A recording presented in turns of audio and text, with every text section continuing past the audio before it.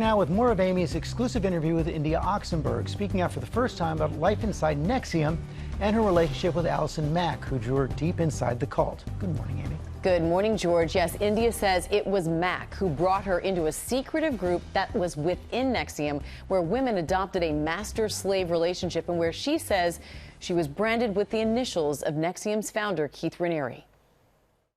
This morning, new details about the relationship between India Oxenberg and Smallville star Alison Mack. I want to make you my #1 priority. It was an abusive dynamic, just by the sheer fact that she had control over me.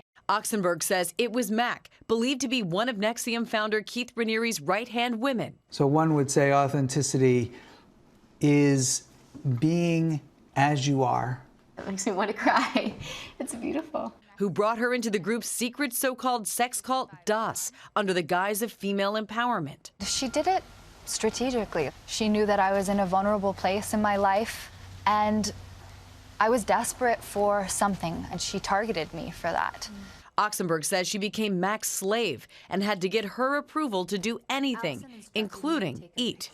Alison said I could only eat 500 calories or less per day. And then before eating anything, I had to ask permission.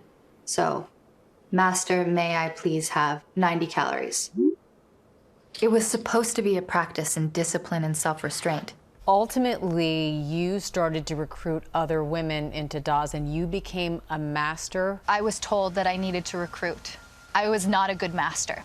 I didn't want to control this person. I didn't want to boss them around, tell them what to do, scare them. Don't you have anything to say to me? India's mother, Dynasty star Catherine Oxenberg, says someone told her India was in the secret society and urged her to get out immediately. My greatest fear is the longer she stayed in, the more the group was coercing her and incriminating her and getting her to break more laws.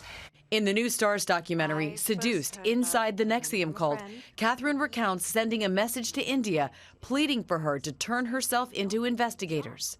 The U.S. Attorney's offering you a chance to come in immediately, and it is in your best interest to do so, or they will come after you.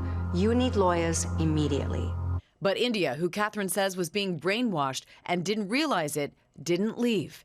It wasn't until after Raniere and Mack were both arrested when India, who was still living in Mack's Brooklyn home, says she discovered a flash drive with incriminating evidence against Raniere and handed it over to investigators. I was really there up until the end. Yeah. You ended up cooperating yes. with the officials. Very much. I cooperated with the prosecutors for 9 months. But up until that point, I mean, these people were my friends. And these people were people that I trusted and that I admired.